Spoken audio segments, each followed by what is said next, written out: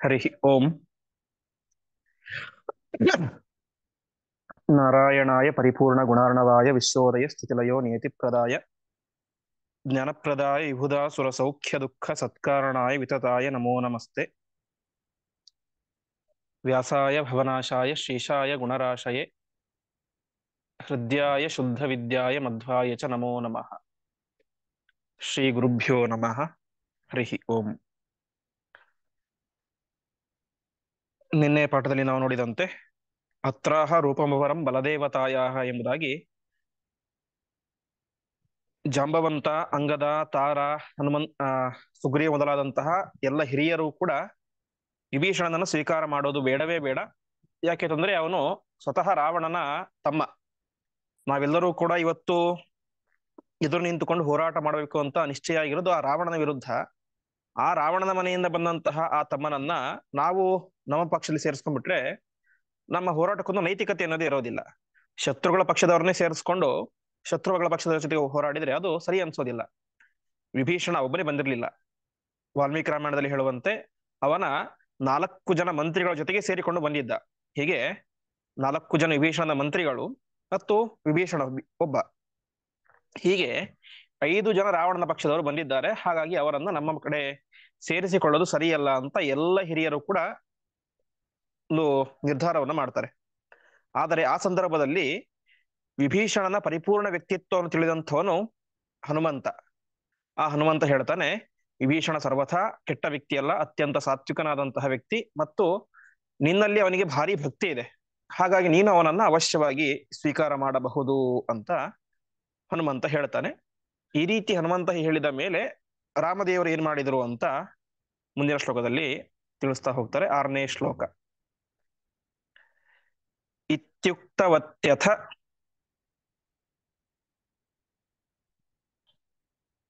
ಹನೂಮತಿ ದೇವ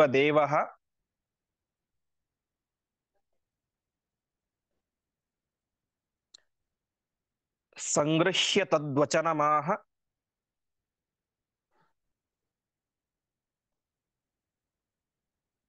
ಯಥೈವ ಪೂರ್ವಂ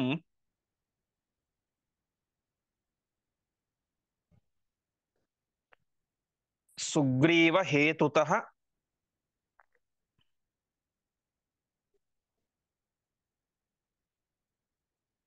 ಇಮಂ ಸ್ಥಿರಮಾಗ್ರಹಿಷ್ಯೆ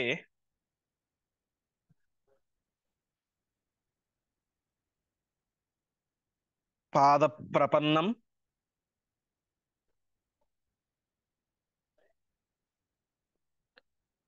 ಇದಮೇವ ಸದಾ ವ್ರತಂ ಮೇ.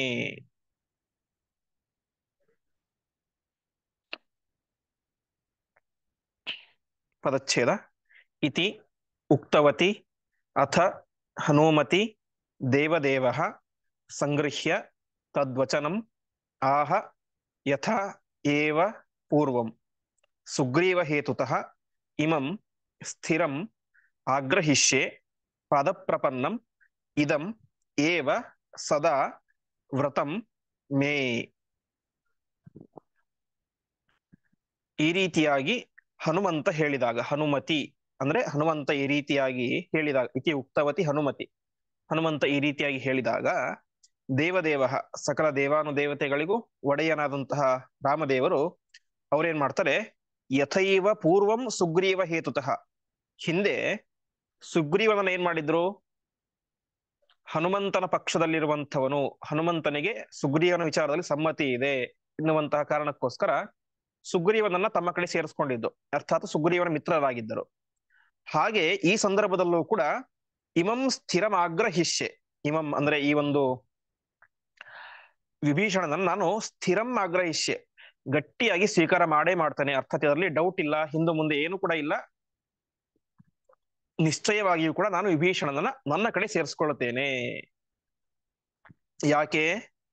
ಪಾದಪ್ರಪನ್ನ ಮಿದಮೇವ ಸದಾವ್ರತಮ್ಮೆ, ನನ್ನನ್ನು ಯಾರು ಶರಣ ಹೊಂದುತ್ತಾರೋ ಅವರನ್ನು ನಾನು ರಕ್ಷಣೆ ಮಾಡೇ ಮಾಡ್ತೇನೆ, ಇದು ನನ್ನ ವ್ರತ ಅಂತ ರಾಮದೇವರು ಹೇಳ್ತಾರೆ. ಒಟ್ಟಿನಲ್ಲಿ ತಾತ್ಪರ್ಯ ಇಷ್ಟು, ಹನುಮಂತ ಯಾವಾಗ ವಿಭೀಷಣನ ಕುರಿತು ಒಳ್ಳೆ ಮಾತುಗಳನ್ನು ಹೇಳಿದನೋ ಅವನನ್ನು ಸ್ವೀಕಾರ ಮಾಡಬಹುದು, ಅವನು ಶತ್ರುಗಳ ಆದರೂ ಕೂಡ ನಮ್ಮ ಕಡೆ ಸೇರಿಸ್ಕೊಳ್ಬಹುದು ಅಂತ ಹನುಮಂತ ಹೇಳಿದನು. ಆವಾಗ ರಾಮದೇವರು ಹಿಂದೆ ಮುಂದೆ ವಿಚಾರ ಮಾಡದಂತೆ ತಾವೇನ್ ಮಾಡಿದ್ರು ಅವನ್ನ ಸೇರಿಸ್ಕೊಂಡ್ರು ಅಂತ. ಅರ್ಥಾತ್ ಇಲ್ಲಿ ರಾಮದೇವರಿಗೆ ಸ್ವಂತ ಬುದ್ಧಿ ಇರ್ಲಿಲ್ಲ, ಹನುಮಂತರ ಮಾತನ್ನು ಕೇಳಿದ್ರು, ಆ ರೀತಿ ಯಾವ ಚಿಂತನೆ ಮಾಡಬಾರ್ದು. ಅದು ರಾಜನಾದಂತವನ ಧರ್ಮ. ರಾಜ ಯಾವುದೇ ನಿರ್ಧಾರವನ್ನು ಮಾಡ್ಬೇಕಾದ್ರೂ ಕೂಡ ಒಬ್ಬನೇ ನಿರ್ಧಾರ ತೆಗೆದುಕೊಳ್ಬಾರ್ದು ಅಂತೆ. ಮಂತ್ರಿಗಳು ಅಂತ ಇರ್ತಾರೆ, ಸಚಿವರು ಅಂತ ಇರ್ತಾರೆ, ಅವರೆಲ್ಲರ ಜೊತೆಗೆ ವಿಚಾರ ಮಾಡಿ ತಾನು ನಿರ್ಧಾರ ತೆಗೆದುಕೊಳ್ಬೇಕು. ಹಾಗಾಗಿ ಸಂಗ್ರಹ ರಾಮಾಯಣದಲ್ಲಿ ಪಂಡಿತಾಚಾರ್ಯರು ಹೇಳುವಂತೆ ವಿಭೀಷಣ ಬಂದಾಗ ರಾಮ ಎಲ್ಲರನ್ನು ಕೂಡ ಕರೆದುಕೊಂಡು ಒಂದು ಗುಪ್ತವಾದಂತಹ ಸ್ಥಳಕ್ಕೆ ಹೋದ ಅಂತೆ, ವಿಭೀಷಣನನ್ನು ಬೇರೆ ಕಡೆ ಬಿಟ್ಟು. ಅಲ್ಲಿ ವಿಚಾರ ಮಾಡ್ತಾರೆ, ಇದೆಲ್ಲ ವಿಚಾರ ಆಗೋದು ಅಲ್ಲಿ. ಅಲ್ಲಿ ಕರ್ಕೊಳ್ಬೋದಾ ಹೇಗೆ ವಿಭೀಷಣನನ್ನ, ಯಾಕೆಂದ್ರೆ ಅವನು ಶತ್ರುಗಳ ಪಕ್ಷದವನು, ಸ್ವಯಂ ರಾವಣನ ತಮ್ಮ, ಹಾಗಾಗಿ ಏನ್ ಮಾಡೋದು ಅಂತೆಲ್ಲ ಕೇಳ್ತಾನೆ. ಒಬ್ಬ ರಾಜನಾದಂತ ಹೇಗೆ ನಡೆದುಕೊಳ್ಬೇಕು ಅಂತ. ಆವಾಗ ಉಳಿದವರೆಲ್ಲರೂ ಕೂಡ ಬೇಡ ಅಂತ ಹೇಳ್ತಾರೆ. ಆದರೆ ಹನುಮಂತ ಸೇರ್ಸ್ಕೊಳ್ಬೋದು ಅಂತ ಹೇಳ್ತಾನೆ. ಸೇರ್ಸ್ಕೊಳ್ಬೋದು ಅಂತ ಹೇಳಿದಾಗಲೂ ಕೂಡ ಅನೇಕ ಕಾರಣಗಳನ್ನು ಹೇಳ್ತಾನೆ. ಸುಗ್ರೀವ ಸಾತ್ವಿಕ, ಮತ್ತು ನಿನ್ನ ಭಕ್ತ, ಮತ್ತು ರಾವಣನನ್ನ ಅನೇಕ ರೀತಿಯಾಗಿ ವಿರೋಧ ಮಾಡಿದಂತವನು ಅಂತ ಅನೇಕ ರೀತಿಯಾಗೆಲ್ಲ ಅವನ ಗುಣಗಳನ್ನ ಸೇರಿಸ್ಕೊಳ್ಳಲಿಕ್ಕೆ ಏನೇನು ಪಾಯಿಂಟ್ಗಳು ಬೇಕೋ ಎಲ್ಲ ಪಾಯಿಂಟ್ಗಳನ್ನು ಕೂಡ ಹೇಳ್ತಾನೆ. ಹಾಗಾಗಿ ರಾಮದೇವರು ಒಬ್ಬ ರಾಜ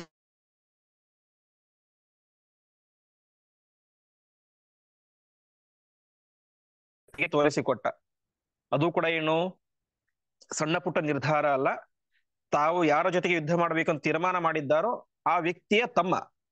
ಹಾಗಾಗಿ ತುಂಬಾ ದೊಡ್ಡ ವಿಚಾರ ಇದು. ಯಾಕೆಂದ್ರೆ ಅವನು ಒಳ್ಳೆ ಸಾತ್ವಿಕನಾಗಿದ್ದರೆ ಏನು ತೊಂದರೆ ಇಲ್ಲ.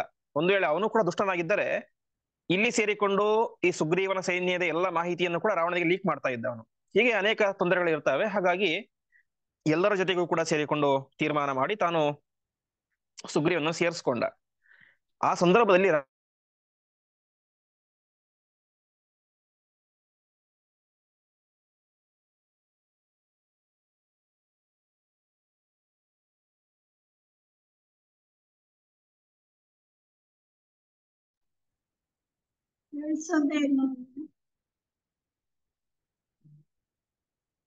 ವಿಚಾರ ಏನು ಕೇಳಿಸಿಲ್ಲ.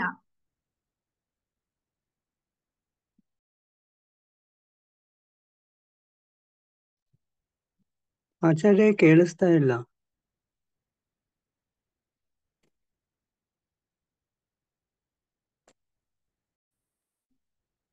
ಆಚಾರ್ಯ ಕಟ್ಟಾಗಿದೆ, ಯಾಕೋ ಕೇಳಿಸ್ತಾ ಇದೆ ಇನ್ನು.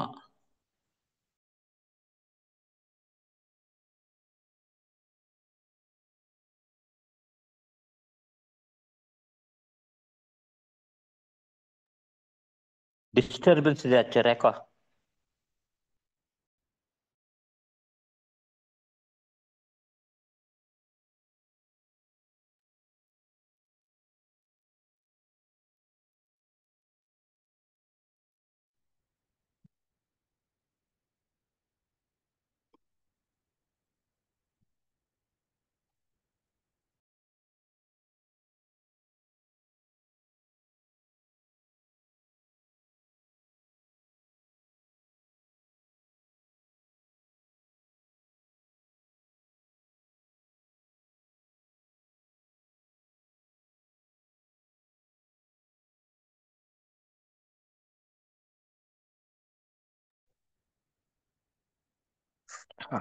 ಸ್ವಲ್ಪ ನೆಟ್ವರ್ಕ್ ಪ್ರಾಬ್ಲಮ್ ಆಗಿತ್ತು. ನಾವು ವ್ರತವನ್ನ ಮಾಡ್ತೇವೆ ಯಾತಕ್ಕೋಸ್ಕರ, ನಮ್ಮ ಹತ್ತಿರ ಏನೋ ಒಂದು ಇರೋದಿಲ್ಲ, ಅದನ್ನು ಪಡೆಯೋದಕ್ಕೋಸ್ಕರ, ಅಥವಾ ಪರಮಾತ್ಮನ ಅನುಗ್ರಹ ಸಂಪಾದನೆ ಮಾಡ್ಲಿಕ್ಕೋಸ್ಕರ, ಅಥವಾ ಮುಂದೆ ಉತ್ತಮ ಲೋಕ ಪ್ರಾಪ್ತಿಯಾಗಲಿ ಅಂತ ಒಟ್ಟಿನಲ್ಲಿ ಅನೇಕ ರೀತಿಯಾದಂತಹ ಉದ್ದೇಶಗಳಿಂದಾಗಿ ವ್ರತವನ್ನು ಮಾಡ್ತೇವೆ. ಆದರೆ ಪರಮಾತ್ಮ ಹೇಳ್ತಾ ನಾನೊಂದು ವ್ರತ ಮಾಡ್ತಾ ಇದ್ದೇನೆ ಅಂತ. ಪರಮಾತ್ಮ ಮಾಡುವಂತ ವ್ರತ ಯಾವುದು ಅಂತಂದ್ರೆ, ಅಭಯಂ ಸರ್ವಭೂತೇಭ್ಯ ದದಾಮಿ ಏತದ್ ವ್ರತಂ ಮಮ ಅಂತ. ಯಾರು ನನ್ನ ಹತ್ತಿರ ಬಂದು ಶರಣಾಗತರಾಗ್ತಾರೋ, ಅವರು ನನ್ನ ಶತ್ರುವೇ ಆಗಿದ್ದರೂ ಕೂಡ ನಾನು ಅವರಿಗೆ ಅಭಯ ಪ್ರದಾನ ಮಾಡ್ತೇನೆ. ಅರ್ಥಾತ್ ನಾನು ಅವರನ್ನು ಉಳಿಸುತ್ತೇನೆ, ಅವರಿಗೆ ಯಾವುದೇ ರೀತಿಯ ತೊಂದರೆಯನ್ನು ಕೊಡೋದಿಲ್ಲ, ಅವ್ರ ಜೊತೆ ಯುದ್ಧ ಮಾಡೋದಿಲ್ಲ. ಒಟ್ಟಿನಲ್ಲಿ ನನ್ನ ಹತ್ತಿರ ಶರಣಾಗತರಾದವರಿಗೆ ಅಭಯವನ್ನು ಕೊಡ್ತೇನೆ ಅನ್ನೋದು ನನ್ನ ವ್ರತ. ಹಾಗಾಗಿಯೂ ಕೂಡ ನಾನೇ ಮಾಡ್ತಾ ಇದ್ದೇನೆ, ವಿಭೀಷಣನನ್ನ ಸ್ವೀಕಾರ ಮಾಡ್ತಾ ಇದ್ದೇನೆ ಅಂತ ಹೇಳ್ತಾ ಇದ್ದಾನೆ. ಹೀಗೆ ಕ್ಷತ್ರಿಯರಾದವರು ಪಾಲಿಸಬೇಕಾದಂತ ಅತಿ ದೊಡ್ಡದಾದಂತಹ ವ್ರತ, ಯಾರು ತಮ್ಮನ್ನು ಶರಣಾಗತರಾಗ್ತಾರೋ ಅವರನ್ನ ರಕ್ಷಣೆ ಮಾಡೋದು ಅಂತ. ನಾವು ಭಾಗವತದಲ್ಲಿ ಕೇಳುವಂತೆ ಪರೀಕ್ಷಿತ ಮಹಾರಾಜ ಕಲಿಯನ್ನ ನಿಗ್ರಹ ಮಾಡ್ಬೇಕು ಅಂತ ಹುಡುಕ್ತಾ ಹೋಗ್ತಾನೆ. ಕಲಿಯಲ್ಲಿದ್ದಾನೆ ಕಲಿಯಲ್ಲಿದ್ದಾನೆ ಹುಡುಕ್ತಾ ಹೋಗ್ತಾನೆ. ಕಲಿ ಕಾಣಿಸ್ತಾನೆ. ಕಲಿ ಕಾಣಿಸ್ತಾ ಏನ್ ಮಾಡ್ತಾನೆ ಅವನು, ಸಾಷ್ಟಾಂಗ ನಮಸ್ಕಾರ ಮಾಡಿಬಿಡ್ತಾನೆ ಪರೀಕ್ಷಿತ್ ಮಹಾರಾಜನಿಗೆ. ಯಾಕೆಂದ್ರೆ ಅವನಿಗೆ ಗೊತ್ತಿತ್ತು ಈ ಪಾಂಡವರ ಸಂತತಿಯಲ್ಲಿ ಬಂದಂತಹ ಪರೀಕ್ಷಿತ ಮಹಾರಾಜ ಯಾರು ತನಗೆ ನಮಸ್ಕಾರ ಮಾಡ್ತಾರೋ ಶರಣಾಗತರಾಗ್ತಾರೋ ಅವರನ್ನು ಏನೂ ಕೂಡ ಮಾಡೋದಿಲ್ಲ ಅಂತ. ಹೀಗೆ ಅದು ಕೂಡ ಒಂದು ಕ್ಷತ್ರಿಯರ ಒಂದು ಶ್ರೇಷ್ಠವಾದಂತಹ ಧರ್ಮ. ಹಾಗೂ ಅದಕ್ಕೋಸ್ಕರ ಯಾವ ರಾಮದೇವರು ತಾವು ಇದು ನನ್ನ ವ್ರತ ಅಭಯಂ ಸರ್ವಭೂತೇಭ್ಯ ದದಾಮಿ ಏತದ್ವ್ರತಂ ಮಮ ಪಾದ ಪ್ರಪನ್ನ ಮಿದಮೇವ ಸದಾ ವ್ರತಮ್ಮೆ ಅಂತ ನಾನು ಅವರನ್ನ ಸ್ವೀಕಾರ ಮಾಡೇ ಮಾಡ್ತೇನೆ ಎಂಬುದಾಗಿ ಹೇಳಿ ಒಂದು ಅಪೂರ್ವವಾದಂತಹ ನಿರ್ಧಾರ. ಯಾವ ಕ್ಷತ್ರಿಯರು ಮಾಡದೇ ಇರುವಂತಹ ಒಂದು ಶತ್ರುಗಳ ಪಾಳೆಯದ ಸ್ವತಃ ಶತ್ರುವಿನ ತಮ್ಮನನ್ನೇ ತಮ್ಮ ಪಕ್ಷದಲ್ಲಿ ಸೇರಿಸ್ಕೊಳ್ತಾರೆ. ಮುಂದಿನ ಶ್ಲೋಕ. ಸಬ್ರಹ್ಮಕಾಃ ಸುರಗಣಾಃ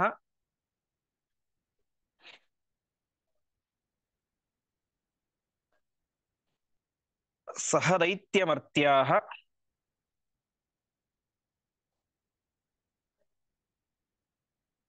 ಸರ್ವೇ ಸಮೇತ್ಯ ಚ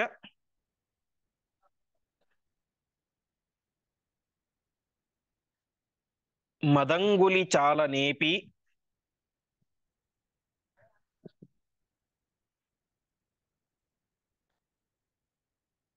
ನೇಷಾಃ ಭಯಂ ನ ಮಮ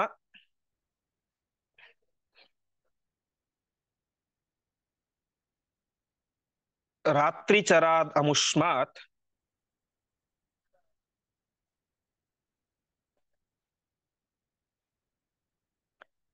ಶುದ್ಧ ಸ್ವಭಾವ ಇತಿ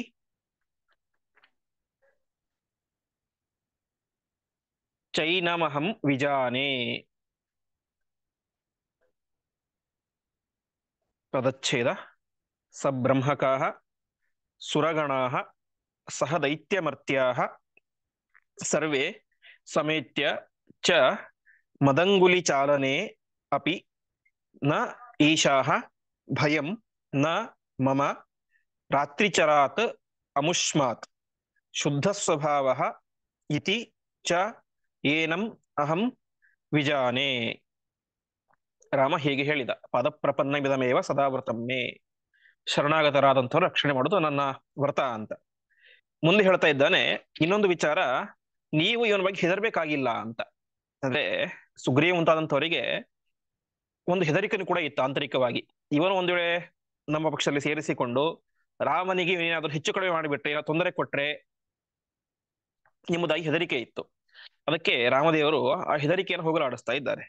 ಸ ಬ್ರಹ್ಮಕಾಃ ಸುರಗಣಾಃ ಸಹ ದೈತ್ಯಮರ್ತ್ಯಃ, ಬ್ರಹ್ಮದೇವರೇ ಮೊದಲಾದಂತಹ ಯಾವ ದೇವತೆಗಳಾಗಲಿ ಅಥವಾ ಸಹ ದೈತ್ಯಮರ್ತ್ಯಃ, ದೈತ್ಯರಾಗಲಿ ರಾಕ್ಷಸರಾಗಲಿ, ಮರ್ತ್ಯಾಹ, ಮರ್ತ್ಯ ಅಂದ್ರೆ ಮನುಷ್ಯರು, ಮನುಷ್ಯರಾಗಲಿ ಒಟ್ಟಿನಲ್ಲಿ ದೇವಾನುದೇವತೆಗಳು ರಾಕ್ಷಸರು ಮನುಷ್ಯರು ಜಗತ್ತಿನಲ್ಲಿರುವಂತಹ ಯಾರೇ ಆಗಲಿ ಎಲ್ಲರೂ ಸೇರಿದರೂ ಕೂಡ ಏನಾಗೋದಿಲ್ಲ, ಮದಂಗುಲಿ ಚಾಲನೇಪಿ ನ ಈಶಾಹ, ನನ್ನ ಬೆರಳನ್ನ ಅಲುಗಾಡಿಸಲಿಕ್ಕೂ ಕೂಡ ಯಾರಿಂದಲೂ ಕೂಡ ಸಾಧ್ಯ ಇಲ್ಲ. ಬ್ರಹ್ಮಾದಿ ದೇವಾನುದೇವತೆಗಳಿಗೆ ರಾಕ್ಷಸರಿಗೂ ಕೂಡ ಏನಿಲ್ಲ, ನನ್ನ ಬೆರಳನ್ನು ಕೂಡ ಅಲುಗಾಡಿಸಲಿಕ್ಕೆ ಸಾಧ್ಯ ಇಲ್ಲ. ಹಾಗಾಗಿ ರಾತ್ರಿಚರಾತ ಅಮುಷ್ಮಾತ್, ಈ ರಾತ್ರಿಚರನಿಂದ, ರಾತ್ರಿಚರ ಅಂದ್ರೆ ನಾನು ಹಿಂದೆ ನೋಡಿದಂತೆ ನಿಶಾಚರ, ರಾತ್ರಿಚರ ಅಂದ್ರೆ ರಾಕ್ಷಸರು, ರಾತ್ರಿಯಲ್ಲಿ ಸಂಚಾರ ಮಾಡುವಂಥವ್ರು. ಹಾಗಾಗಿ ನಮಗೆ ಈ ರಾತ್ರಿಚರನಿಂದ ಅರ್ಥಾತ್ ವಿಭೀಷಣನಿಂದ ಏನಿಲ್ಲ, ಏನೂ ಕೂಡ ಭಯ ಎಂಬುದು ಇಲ್ಲ. ಯಾಕೆಂದ್ರೆ ಅವನಿಂದಲೂ ಕೂಡ ನನ್ನನ್ನ ಅಲುಗಾಡಿಸಲಿಕ್ಕೂ ಕೂಡ ಸಾಧ್ಯ ಇಲ್ಲ. ಇದು ಒಂದು ಕಾರಣ. ಇನ್ನೊಂದು, ಇವನನ್ನು ನೋಡಿದ್ರೆ ನನಗೆ ಅನಿಸ್ತಾ ಇದೆ ಶುದ್ಧ ಸ್ವಭಾವ ಏಷಃ, ಇವನು ರಾವಣನಂತೆ ಕೆಟ್ಟ ಸ್ವಭಾವದ ವ್ಯಕ್ತಿಯಲ್ಲ, ಪರಿಶುದ್ಧ ಸ್ವಭಾವದ ಸಾತ್ವಿಕ ವ್ಯಕ್ತಿ ಇವನು. ಹಾಗಾಗಿ ನಾನು ಇವನನ್ನು ಸ್ವೀಕಾರ ಮಾಡ್ತಾ ಇದ್ದೇನೆ ಅಂತ ತನ್ನ ಮಾತುಗಳಿಂದಲೂ ಕೂಡ ರಾಮದೇವರು ಸುಗ್ರೀವ ಮತ್ತು ಅಂಗದಾದಿಗಳಿಗೆ ಇದ್ದಂತಹ ಒಂದು ಕೆಟ್ಟ ಅಭಿಪ್ರಾಯ, ವಿಭೀಷಣನ ಮೇಲಿದ್ದಂತಹ ತಪ್ಪು ಅಭಿಪ್ರಾಯ, ಅದನ್ನು ಹೋಗಲಾಡಿಸ್ತಾರೆ. ಒಟ್ಟಿನಲ್ಲಿ ಅವರೆಲ್ಲರ ದೃಷ್ಟಿಯಲ್ಲೂ ಕೂಡ ವಿಭೀಷಣ ಒಬ್ಬ ಸಾತ್ವಿಕನಾದಂತಹ ವ್ಯಕ್ತಿ ಮತ್ತು ರಾಮದೇವರ ಭಕ್ತ ಎಂಬುದನ್ನ ರಾಮದೇವರು ವಿಶೇಷವಾಗಿ ಅವರೆಲ್ಲರ ಎದುರುಗಡೆ ವ್ಯಕ್ತಪಡಿಸ್ತಾರೆ. ಆ ರೀತಿಯಾಗಿ ಸ್ವಯಂ ರಾಮದೇವರ ಬಾಯಿಂದಲೇನೆ ಈ ಮಾತು ಬಂದಾಗ ಸುಗ್ರೀವಾದಿಗಳಿಗೂ ಕೂಡ ಒಂದು ಧೈರ್ಯ ಬರುತ್ತೆ. ಅವರು ಕೂಡ ವಿಭೀಷಣನನ್ನ ತಮ್ಮ ಪಕ್ಷದವನು ಎಂಬುದಾಗಿ ಪ್ರೀತಿಯಿಂದಾಗಿ ಸ್ವೀಕಾರ ಮಾಡಿದರು. ಮುಂದೆ ಇತ್ಯುಕ್ತ ವಾಕ್ಯ ಉತತಂ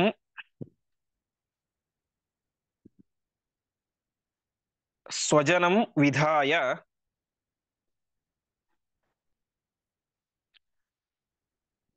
ರಾಜ್ಯೇಭ್ಯಸೇಚಯತ್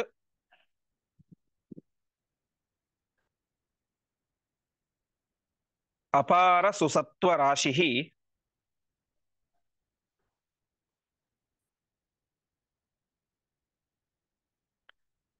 ಮತ್ವಾ ತೃಣೋಪಮಂ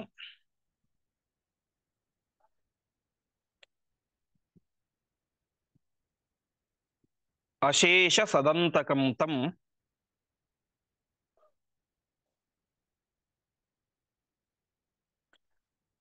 ರಕ್ಷಃಪತೇಸ್ತ್ವವರಜಸ್ಯ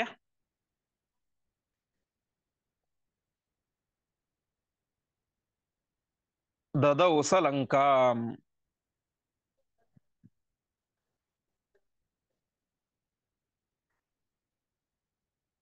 ಪದಚ್ಛೇದ.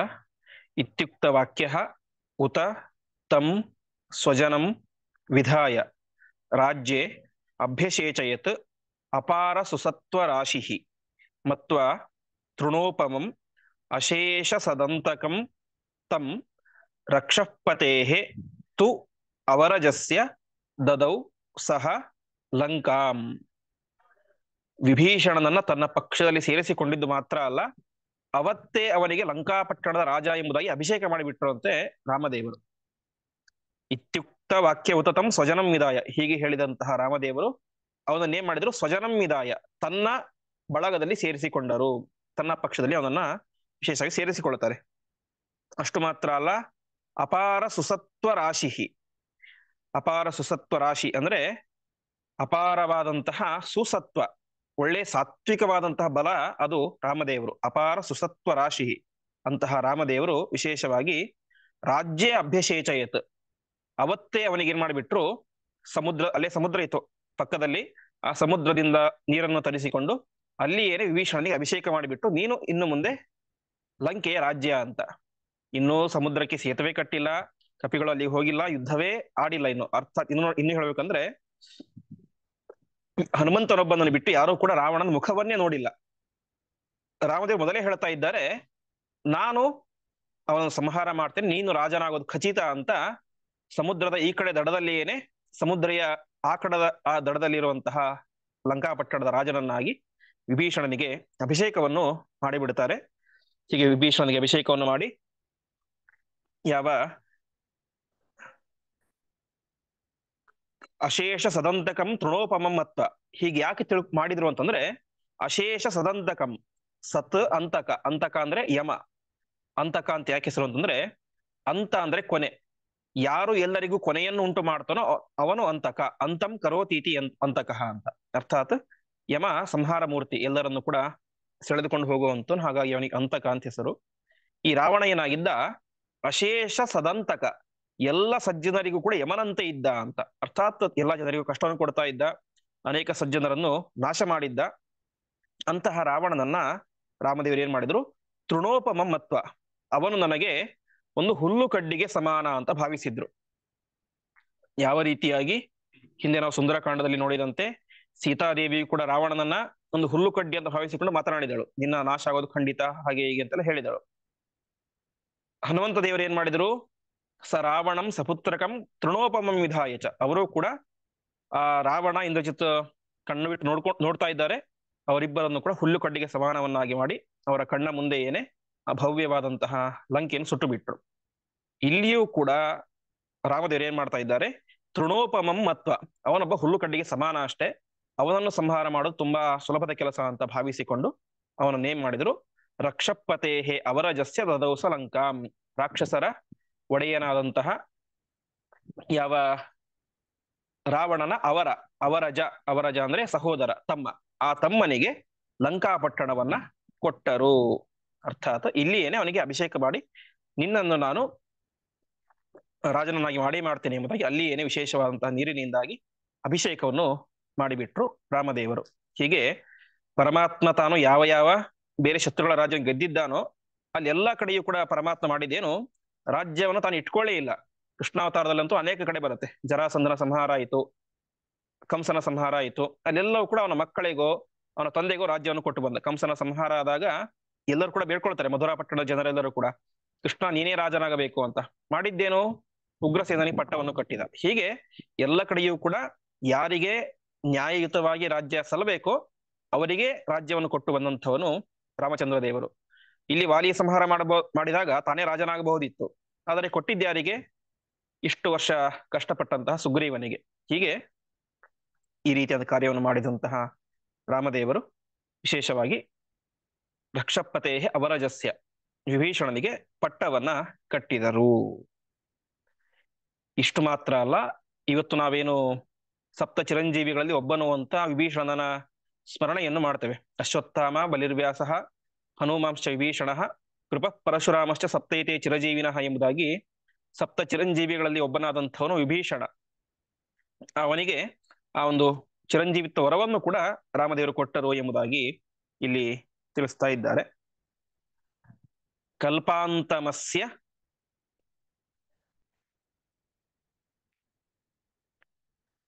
ನಿಶಿಚಾರ ಪತಿತ್ವ ಪೂರ್ವಂ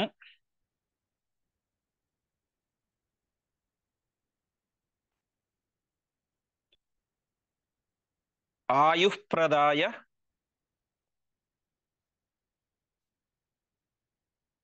ನಿಜಲೋಕಗತಿಂ ತದಂತೆ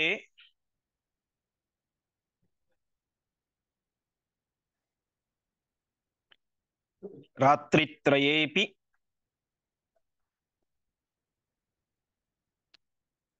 ಅನುಗಾಮಿನಮೀಕ್ಷ ಸೋಬ್ಧಿಂ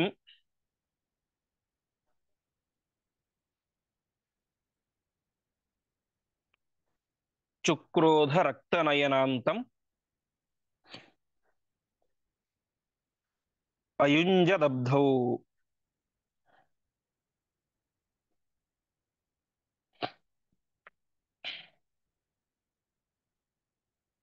ಪದಚ್ಛೇದ.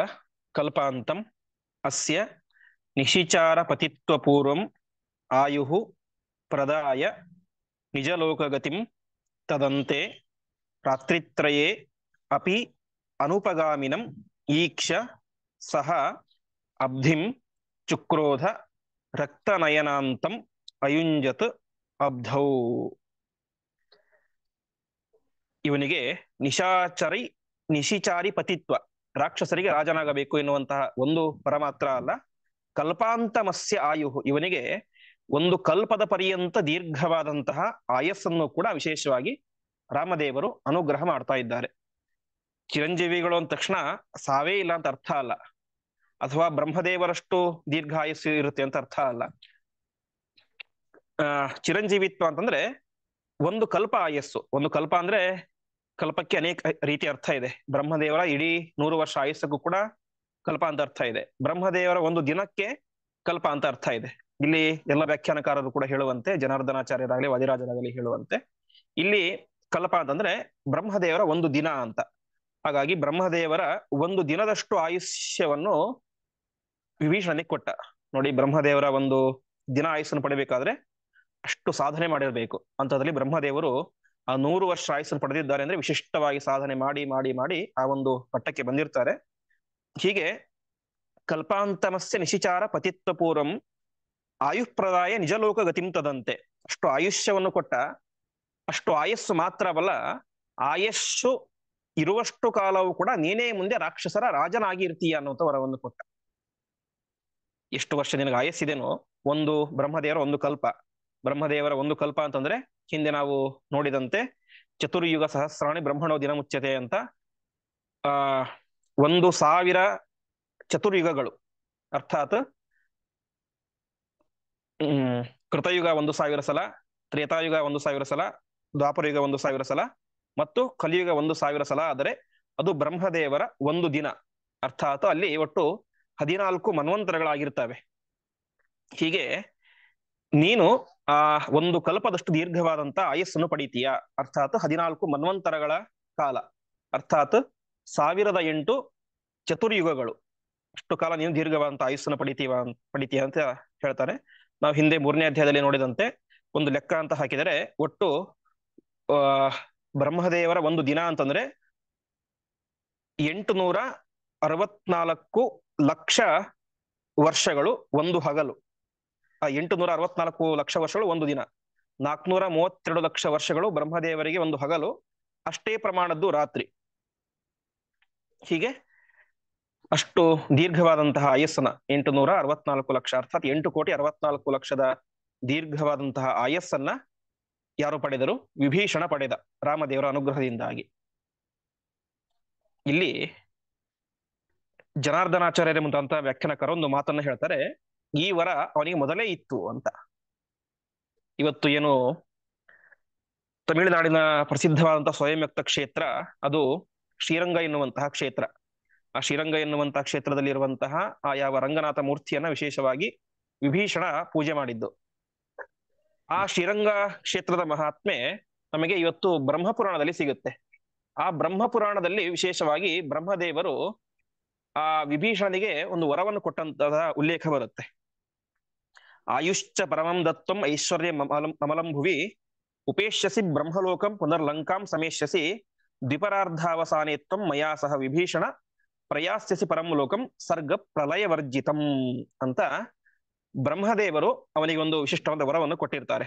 ಅಲ್ಲಿ ಹೇಳ್ತಾರೆ, ನೀನು ಒಂದು ಕಲ್ಪದವರೆಗೆ, ಅರ್ಥಾತ್ ದಿನಕಲ್ಪ 8,64 ವರ್ಷಗಳವರೆಗೆ ದೀರ್ಘವಾಗಿ ರಾಕ್ಷಸರ ರಾಜನಾಗಿ ಇದ್ದುಕೊಂಡು ಮುಂದೇನಾಗ್ತೀಯ? ಬ್ರಹ್ಮಲೋಕಂ, ನನ್ನ ಲೋಕಕ್ಕೆ ಬರ್ತೀಯ.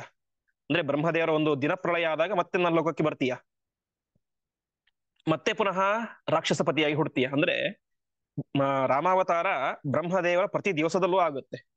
ಹಾಗೆ ವಿಭೀಷಣ ಒಂದು ಕಲ್ಪ ರಾಜನಾಗಿರ್ತಾನೆ, ಮತ್ತೆ ಪುನಃ ಪ್ರಳಯಾದಿಗಳಾದ ಮೇಲೆ ಬ್ರಹ್ಮಲೋಕಕ್ಕೆ ಹೋಗ್ತಾನೆ, ಮತ್ತೆ ಪುನರ್ ಲಂಕಾಂ ಸಮೇಶಸಿ, ಮತ್ತೆ ರಾವಣನ ತಮ್ಮನಾಗಿ ವಿಭೀಷಣನಾಗಿ ಹುಡ್ತಾನೆ, ಮತ್ತೆ ರಾಜ್ಯಭಾರ ಮಾಡ್ತಾನೆ ಒಂದು ಕಲ್ಪ ಪರ್ಯಂತ, ಮತ್ತೆ ಪುನಃ ಬ್ರಹ್ಮಲೋಕಕ್ಕೆ ಹೋಗ್ತಾನೆ. ಹೀಗೆ ಬ್ರಹ್ಮದೇವರ 100 ವರ್ಷಗಳ ಕಾಲ ಪ್ರತಿ ದಿವಸದಲ್ಲೂ ಕೂಡ ಅವನು ರಾಕ್ಷಸ ರಾಜನಾಗಿ ಮತ್ತೆ ಸಾಯ್ತಾನೆ.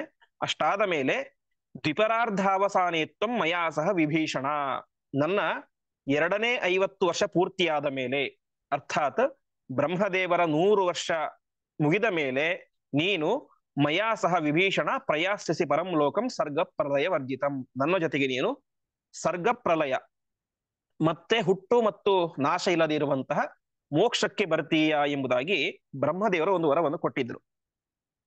ಶ್ರೀರಂಗ ಕ್ಷೇತ್ರದ ಮಹಾತ್ಮೆಯಲ್ಲಿ ಈ ವಿಚಾರ ಬರುತ್ತೆ. ವಿಭೀಷಣನಿಗೆ ಆ ವರವನ್ನು ಕೊಟ್ಟಿದ್ರು ಅಂತ.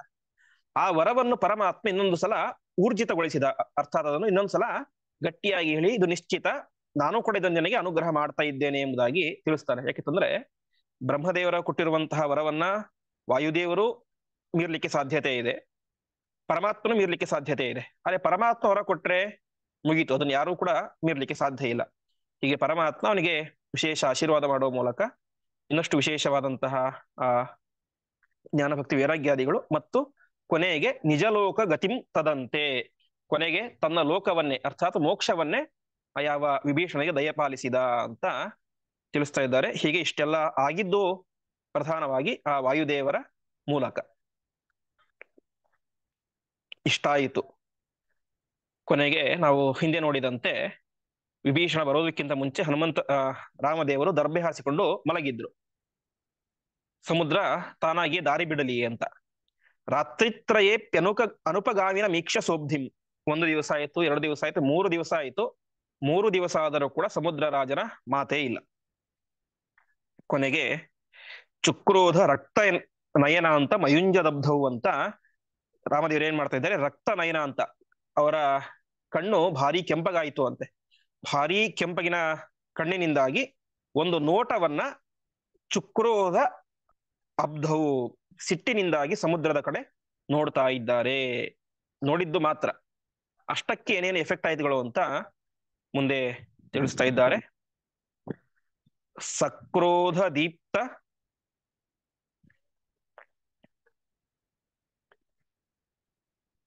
ನಯನಾಂತ ಹತಃಪರಸ್ಯ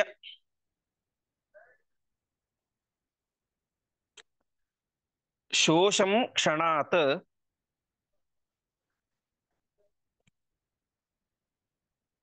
ಉಪಗತೋದನುಜಾದಿ ಸತ್ವೈಃ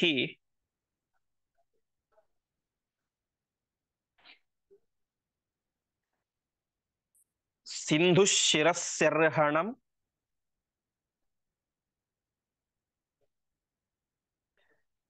ಪರಿಗೃಹ್ಯ ರೂಪಿ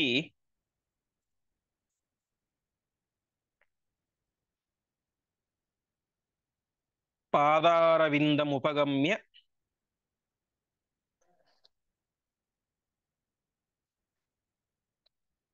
ಬಭಾಷತ್ ಏತತ್.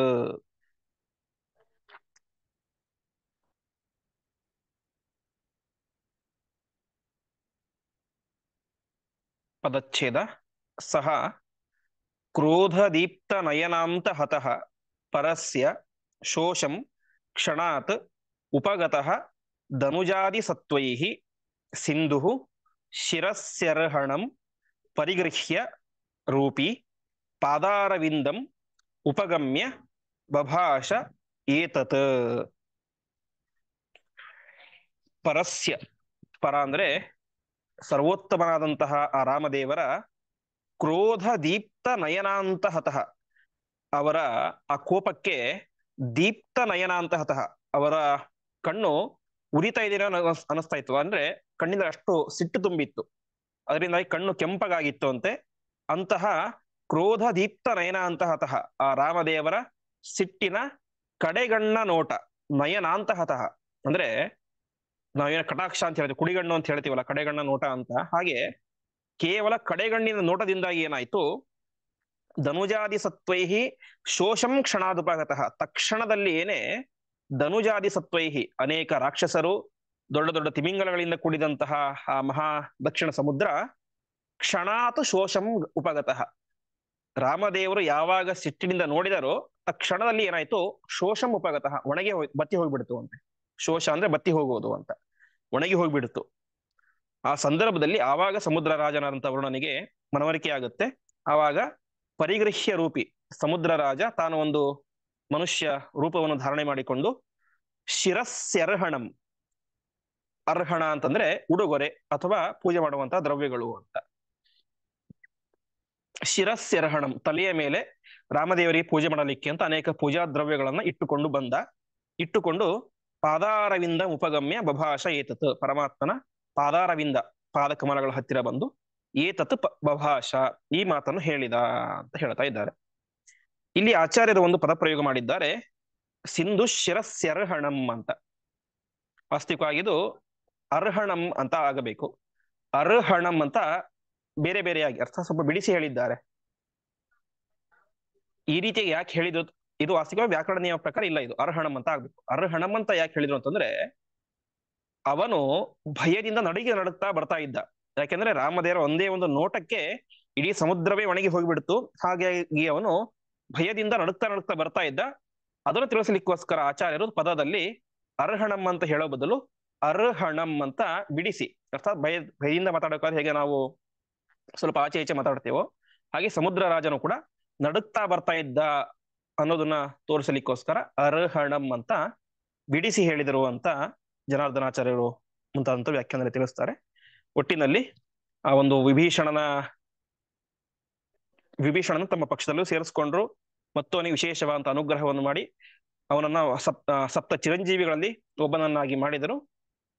ಅಷ್ಟಾದ ಮೇಲೆ ಸಮುದ್ರ ರಾಜನು ಕೂಡ ರಾಮದೇವರ ಕೋಪಕ್ಕೆ ಹೆದರಿ ತಾನು ದಾರಿಯನ್ನು ಕೂಡ ಬಿಡಲಿಕ್ಕೋಸ್ಕರ ಪ್ರಾರಂಭದಲ್ಲಿ ರಾಮದೇವರನ್ನು ಶಾಂತ ಮಾಡಬೇಕು ಎಂಬುದಾಗಿ ಅವರ ಪೂಜೆ ಮಾಡಲಿಕ್ಕೋಸ್ಕರ ಅನೇಕ ಮಂಗಳ ದ್ರವ್ಯಗಳನ್ನ ತಲೆಯ ಮೇಲೆ ಹೊತ್ತುಕೊಂಡು ಬಂದ ಎಂಬುದಾಗಿ ತಿಳಿಸ್ತಾ ಇದ್ದಾರೆ. ಮುಂದೆ ಆ ಸಮುದ್ರ ರಾಜ ಯಾವ ಯಾವ ಮಾತನ್ನು ಹೇಳಿದ, ಏನೇನು ಮಾಡಬೇಕು ಅಂತ ಹೇಳಿಕೊಟ್ಟ, ಅದೆಲ್ಲವನ್ನು ಕೂಡ ಮುಂದೆ ನಾಳೆ ಪಾಠದಲ್ಲಿ ನೋಡೋಣ ಎಂಬುದಾಗಿ ಹೇಳುತ್ತಾ ಇಂದಿನ ಪಾಠವನ್ನ ಶ್ರೀಕೃಷ್ಣಾರ್ಪಣಮಸ್ತು.